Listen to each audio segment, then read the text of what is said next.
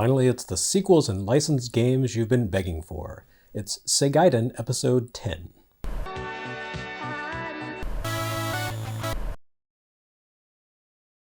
Last episode we had Pachinko, and it was bad, also very expensive.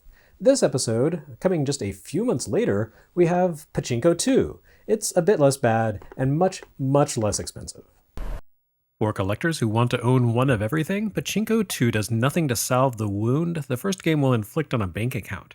For those who simply want access to the full gamut of SG-1000 experiences, however, Pachinko II is perfect, which might be the only time anyone has ever referred to Pachinko II as perfect. See, where the original Pachinko offered a single virtual table to sit in front of, holding down the action button indefinitely, Pachinko II offers 3. 2 of these are variants on a new table, more elaborate than the one included in Pachinko, but one of them is in fact the first game's machine. Does the original table play any differently here than on the original cart? I couldn't say. Although I've spent time with both versions, I'm not really sure how to look for granular differences in the mechanics or physics of a virtual Pachinko table.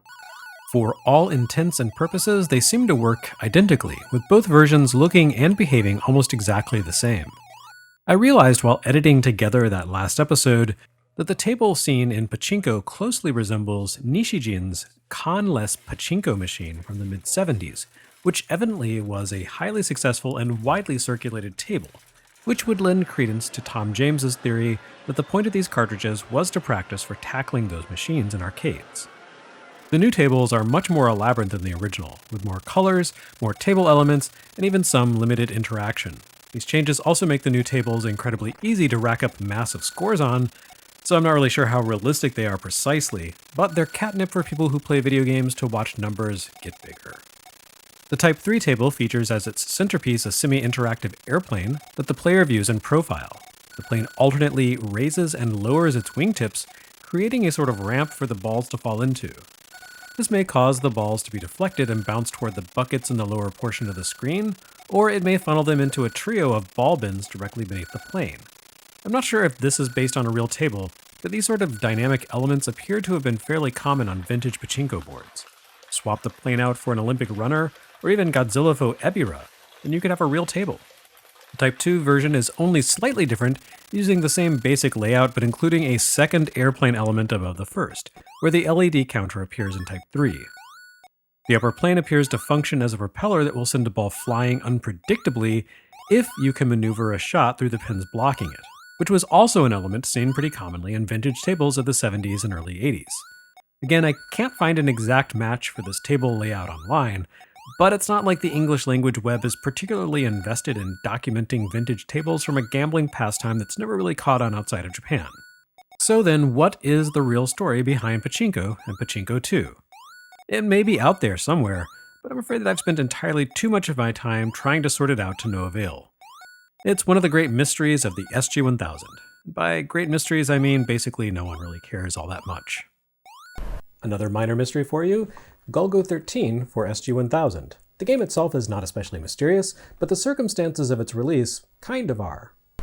Both this game and its follow-up, Orguss, appear as numbers G1014 and G1015 in the SG-1000 catalog. However, by all accounts, including Sega's own official release information, neither of these games shipped until 1984, well after Exarion, which was catalog numbered G1028. So it would appear both of these games were geared toward a 1983 release, but ended up being held over until the new year. Perhaps not coincidentally, both of these games are based on anime properties that debuted in 1983, both of which were produced by Tokyo Movie Shinsha. Orguss is based on the television series, which ran through April 1984. So one possibility is that these games were put on ice until Orguss completed its television run. Then again, maybe not. Ultimately, it probably doesn't matter. Golgo 13, of course, adapts Takao Saito's long-running manga series into video game form. By 1984, Golgo 13 had been in publication as a serial feature of big comics, with chapters appearing on a weekly basis for more than 15 years.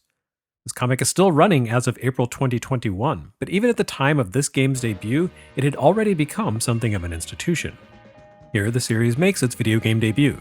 Americans probably know Golgo 13 from one of 2 works. First and foremost, Vic Tokai's NES game Top Secret Episode, which I wouldn't exactly call a hit, or even a cult classic per se, but it certainly gained a bit of notoriety for itself.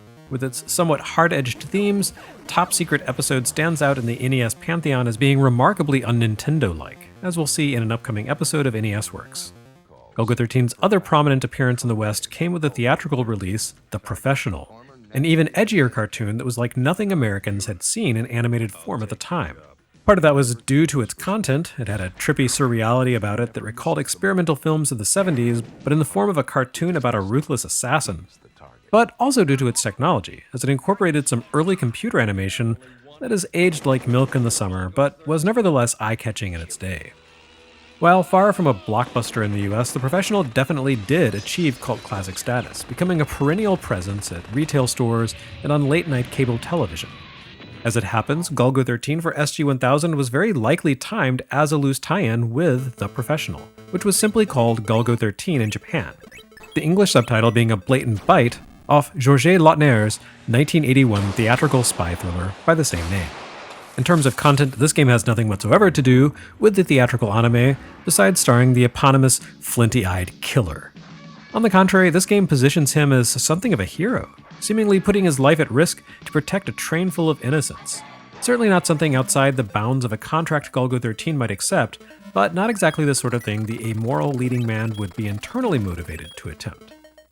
Where Top Secret episode has always set tongues a-wagging due to the seeming incongruity of a Nintendo game where your protagonist very clearly restores his stamina with cigarettes and sexual encounters, Golgo 13 makes a more natural fit for SG-1000. For starters, remember that as of 1984, video games had not entirely been crammed into a kid's pastime-shaped hole yet. Game systems were still fairly expensive devices, and there was a certain expectation that they'd appeal more to young adult men. These were the same young adult men to which Japan's big comic publication caters. The Golgo 13 manga regularly features nudity, sex, drugs, and people being graphically murdered. It's also a franchise predicated on the idea that its protagonist is the world's greatest marksman, a sniper known for never missing a single shot with his customized M16 rifle. Now what console's library at this point in history contains something like 50% shooter by weight? Oh right, the SG-1000. So yes, of course SG-1000's Golgo 13 appears in the form of a shooter. Not surprisingly, this one also plays a lot like a Space Invaders derivative, with players zipping back and forth along the bottom of the screen while firing upward at a variety of targets. In this case, however, you need to focus less on blowing things up or shooting things down than on shattering windows. The premise here is that a train is speeding out of control, and you need to help the passengers escape by destroying the windows that have them trapped inside these hurtling boxes of death. Golgo 13 himself speeds along the highway parallel to the train in a convertible, taking aim out the side of his car to fire up at the train. As you break windows, little stick figures emerge and flee the train, and once all the windows are taken care of, you move along to the next stage. It's not quite as simple as all that, however, because there are a few complications. The train itself does not obey any known physics model, constantly accelerating and decelerating, which makes lining up a shot tricky, especially in light of how slowly your M16 rounds travel up the screen. Meanwhile, the other tracks and the opposite side of the highway are absolutely packed with trains and trucks that speed past, obstructing your line of fire. If one of your rounds hits these vehicles, it will ricochet back, destroying your car, though not Golgo 13 himself, as such an ignominious end would hardly be fitting for the legendary assassin. As you advance to later rounds, you also need to deal with helicopters that fly in from the distance and attempt to bombard your car with bombs that fall and track you just like the ones in Yamato. This is most likely the game's vague attempt to tie in with The Professional and its CG-rendered helicopters. You can take out the choppers pretty easily, but they continue respawning no matter how many you take out, and every time you fuss with a helicopter, that's time you're not spending saving stick figures. So you run the risk of running out the clock for the current stage and losing a life. Based on the excellent box art, it looks like jet fighters might also appear later in the game, but I've never been able to make it that far. I guess you could consider this the SG-1000's equivalent of ColecoVision's Carnival, which, come to think of it, is actually kind of a weird absence on this console. Carnival was, after all, a SEGA creation in arcades. But as with Head-On and Packard, maybe SEGA just didn't want to rehash the games you could already find on other systems with its own. So instead they built on their arcade legacy with new works. And you have to admit, making a game based on Japan's ruthless, murdery equivalent of James Bond is a lot cooler than calling this Carnival II Blood on the Midway or something. And then we have Golgo 13's companion release, Orguss. Thankfully, Sega used just Orguss for the name instead of giving it the full title of the anime on which it's based, Big West's Super Century Dimension Orguss. I think I got that right. Orguss is not well known at all in the West, which is interesting because its sibling works from Big West are quite well known under both their original Japanese titles and under the American Robotech banner. Yes, Orguss is part of a spiritual franchise that also includes Super Dimension Fortress Macross and Super Dimension Cavalry Southern Cross. For whatever reason, when Carl Macek and Harmony Gold elected to bring a bunch of Big West TV series to the US and smush them all together to create Robotech, they passed over Orguss in favor of the even more loosely related Genesis Climber Mospeada. Orguss has made its way into English in a few different iterations, but its exclusion from Robotech means it's never really had the cachet here of the other Big West sagas. That's fine because this is an early 8-bit console game, and you're not going to get any real drama or character development here. In fact, you're barely even going to get any of the Big West trademark gimmick, which is to say robots that transform into fighters. Orguss for SG-1000 does give players control of a fighter jet that can turn into a humanoid robot, but the feature is, shall we say, underbaked. If you've ever played a Famicom game like Macross or Transformers Convoy no Nazo, you should know what to expect. This is basically their blueprint. Orguss plays out as an auto-scrolling horizontal shooter, yes, another shooter on SG-1000, in which you dodge and fire to take out waves of blobby enemies. The shooting action is fairly rudimentary, as there's no power-up scheme and you have no special weapons. Instead, your supplementary combat feature takes the form of your transformation. Change into a robot and you gain access to a slightly different feature set, which is to say mainly the ability to kick enemies to death that normally would be beneath your fighter's lower flight ceiling. The robot form has a much larger hitbox than the jet, however, and it moves far more slowly. In fact, the decrease in speed makes the robot worse than useless in combat. It's actively counterproductive. You have a very limited window of time in which to complete a stage, which encompasses several different phases and areas, all in the same timer. Fail to take out the vibration device at the end of a level and you're sent all the way back to the beginning. The thing is, you have roughly 20 seconds to spare from start to vibration device, so you can't actually afford to dawdle. Shifting into robot form causes the forward scrolling of the action to run at about half speed, so if you spend more than 15 seconds or so in mechanoid form during the course of a stage, you'll reach the ending without enough time to actually destroy the vibration device. So basically the only time you really want to shift into your robot form is at the end of a level, where you're automatically forced to convert your fighter in order to destroy that vibration device. Which is to say, Sega managed to put together a game here based on a license whose trademark distinction actively works to undermine the play experience. In that sense, I guess you could say Orguss is a trendsetter, the model for countless bad 8-bit licensed games about transforming robots. At least it would find redemption to a certain degree with its spiritual successor, Transbot for Master System. And finally this episode, a second sequel, a follow-up to MAH-JONG called Home MAH-JONG. Exciting.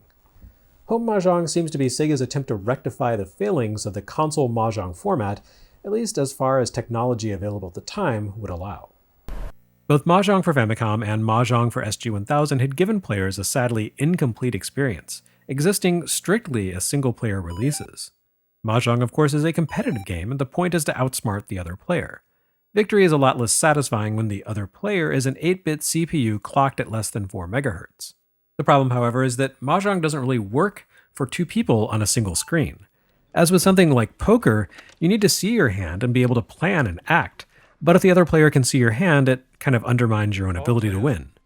Unless you break up the flow of the game with some sort of honor system where inactive players look away from the screen as they're not playing, the prospect of a proper 4-player console MAH-JONG game seems downright impossible.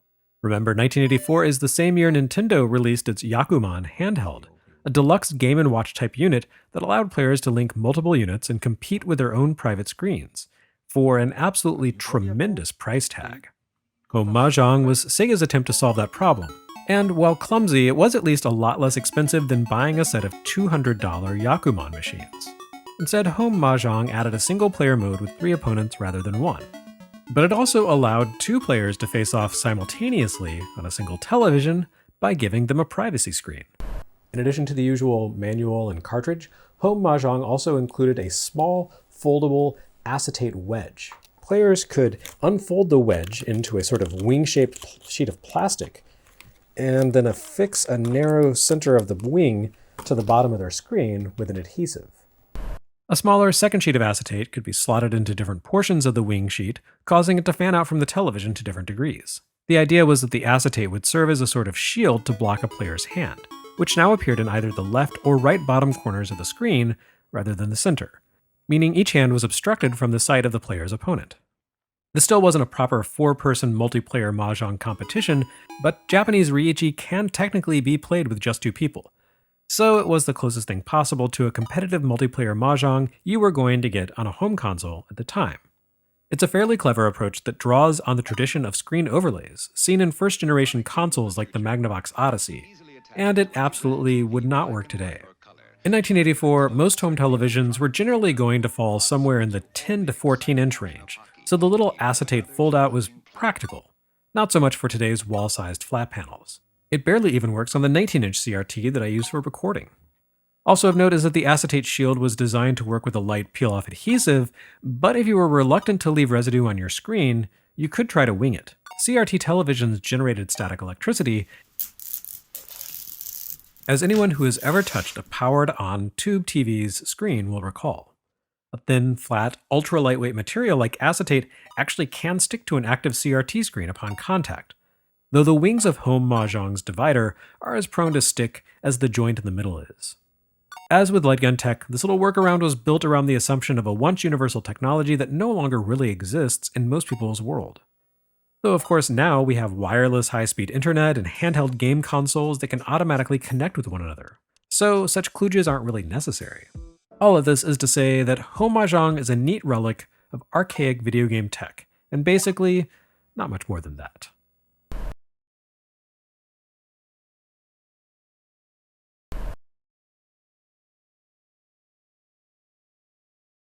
Next time on Segaiden, a video game legend makes her way in.